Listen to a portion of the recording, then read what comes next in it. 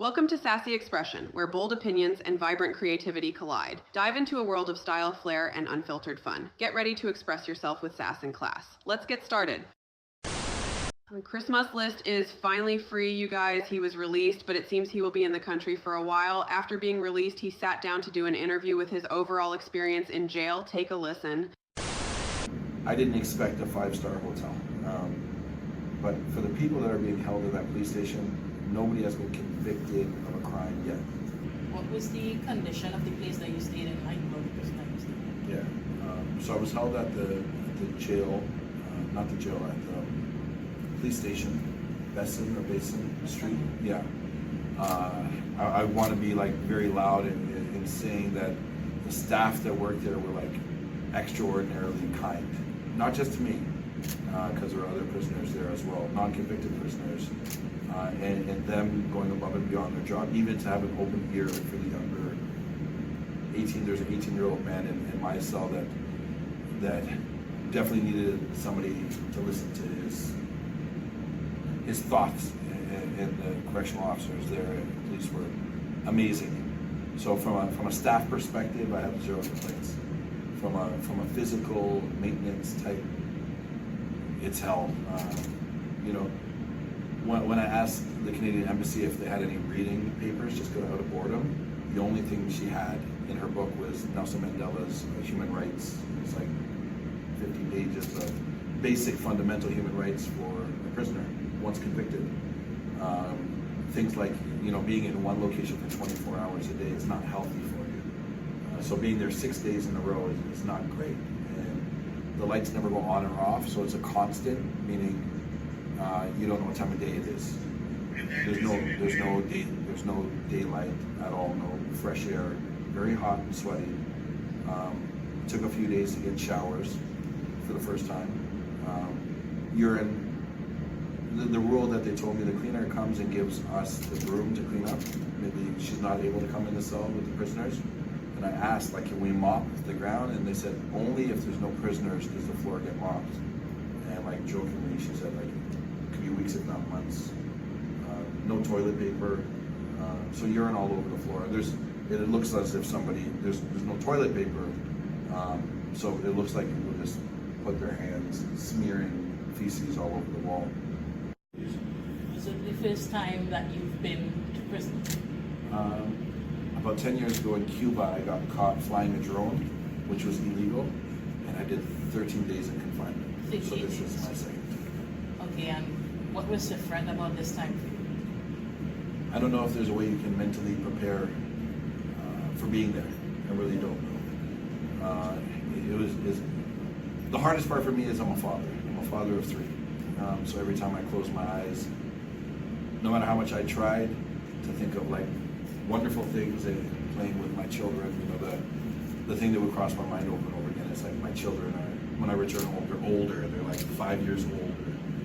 So that was to me the most difficult thing, but really it was very similar to my experience in Cuba. Now it so happens that I was there during this long weekend when everybody was out celebrating, meaning the world, the Trinidad world was shut down. You've been in contact with your family since your release? Yes. How are they and how are they dealing with what is happening to you? Yeah. What we sort of told ourselves is just one day at a time. The next time where we're going in front of the judges on Thursday, where we'll find out more information as to the charges, etc. It's too far in the future to think about how long this is going to take or what difficulties we're going to see. So my wife and I have been together 15 years, and we're just taking it one day at a time right now. I am stuck in the country. Part of my release was to submit my passport, and I have to check in with the police once a week. So I'm here for now. In hindsight, given everything that is happening, do you have any regrets about the type of content that you did while here? No, not at all. This is my country 128. So I've been to 128 countries doing exactly what I've done here. Now most people, YouTubers or content creators or journalists, whatever wording you want to use, they leave the country out of fear that maybe somebody they interview might come after them. I'm very proud of the content that I create. I feel like I'm giving a voice to the people that are not often heard. Even till right now, in my eyes, I'm not guilty of any crime. I will not be pleading guilty. I'm ready to continue on with this. I don't know if you want to call it a battle, but I have great hopes that the judicial system here will find me innocent of the crime. So I don't look back and say I should have changed some things. I don't feel like that anymore. Did you personally make the videos that you did here private on YouTube? Yes. Yeah. Nobody asked me to do that during this whole investigation. I thought it would be respectful of me to just ask my wife in Toronto to remove the videos until further notice. But those videos will go back live the next day or so. I just need the devices in order to do so. So it was never under the recommendation of the police. Nobody forcibly requested me to do so. I know that media makes it sometimes out to look that way. No party involved has asked me to take down videos. A lot of people have been asking, usually when people do this type of content, they record it here, they leave, and then they upload it. Yes. What makes you do it differently where while you're here, you upload in real time? Yeah, I love the contact with people. So I'm very proud of the work I do. So I want to get it up right away. And meeting people on the street that recognize you for your work, it opens up new doors. Somebody might contact me and say, hey, let's go fishing because I saw your other video, and it opens up a new opportunity to make new friends along the way. And that's what I enjoy the most. Like, I'm not doing this, the reason I do this and document my life is to share experiences and to create new experiences. So that wouldn't be as possible if I waited 3 months to upload. It's like, to me, the news is the news. We're having this conversation now because it's current. Can you imagine if we had this conversation 3 months from now? It doesn't really make any sense. Has any of this affected how you view Trinidad today? Yeah, well, Trinidad as a whole, not at all. The first question I asked, being questioned going through this process is, I'm like, hopefully I'm going to be allowed to come back to this country. This is a real big concern for me. I've fallen in love with Trinidad, and I would hate to think, and the people, right? So I'd hate to think that I'm not allowed back. It's really bothered me. Again, I'm confident in the judicial system. My first bail hearing was granted, so there's no reason for me not to believe I'll get a fair trial.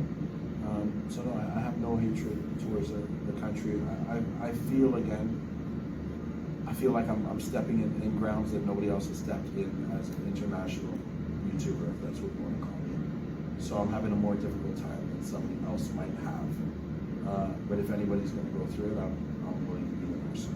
What is next for you if you're looking beyond what is happening now? Yeah, well, my first goal is to get home to see my wife and kids. Those restrictions are all going to be determined by the bill. And the restrictions I have pertaining to bill, for the time being, I'm going to continue filming it and documenting my life. This is more than me getting views. I'm 46 now. Hopefully I've only lived half of my life. The love I'm getting in the streets and the encouragement, and it's not just a simple hi. People are stopping and crying on my shoulder and telling me their frustrations. I want to document that for myself. Even if nobody sees the videos, I want to film. This is a memory for me. It's a part of my life that I want to document. So by the end of today, I definitely will have a camera. And by tomorrow, I'll definitely be able to record and film what I see. So just you regular going about your days, the type of content that you're doing, essentially. Yeah. Really no different than I've ever filmed.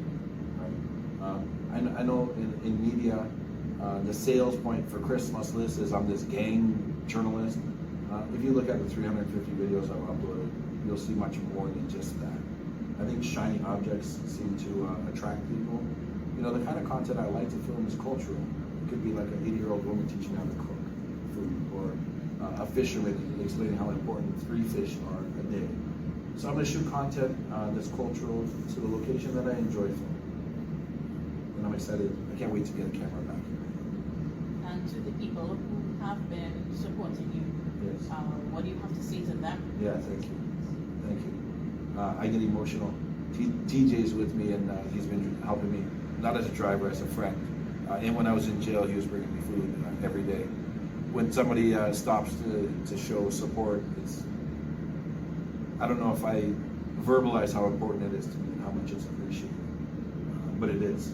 It's hard for me in words. I'm an emotional person. I come to tears actually quite easily, not during the jail time, but I mean during the meeting people that support me time. It brings a huge smile to my face. So if you see me in the street, I'm human like anybody else is human. I greatly appreciate any support. Is there anything else you'd like to say at this time? Yeah, just again and again, and I'll keep preaching. I hope that what's happened to me here in Trinidad does not deter other tourists from visiting this incredible country. Because if you use my circumstance, which once again has never happened in the history of Trinidad, don't use that as a reason not to visit Trinidad. If I am able to return and everything really gets cleaned up, you have my word, my promise. This is a country I'm going to continue to come back to. Would you still do that type of content if you were to return? I don't feel like I broke any rules, so I'm going to continue filming the content that I normally film. The one thing I have to say is, if I say I've learned something from this moment on, I, as a creator, am responsible for what the people in my videos say. So I have to put precaution into who I talk to and what they talk about. But I will continue to film the same kind of content that I film most of it. I'm not going to be suddenly like completely altering my whole brand. I'll continue on the direction I was going. But with new precautions. With new precautions. Yes. And that's for any country that you 100%. Yes. As a man in life, and not just as a man, as a father, as somebody that knows I don't know it all. There's definitely things I'm going to learn every single day of the week, and I'm stubborn not to take that knowledge and use it for my benefit to get better at everything in life. Where did you plan to go after you had left TNT? Yeah. Where was next for you? My car is actually in Miami. At $25 a day, it's at the airport. So I was gonna go back to Miami and then drive home, like take a 2-week drive back to Toronto. Initially, when I came here to Trinidad, it was supposed to be for 5 days, and I was gonna go to Guyana and Suriname. But as you can see, I've been here a lot longer. I've sort of overstayed my initial plan. So right now, I just want to get home to my family. Now that Chris is out on bail, it's not over as yet, but I am sure they are working things out to get him home to his family as soon as possible. What do you think? Let me know in the comments. Thank you for watching and stay sassy.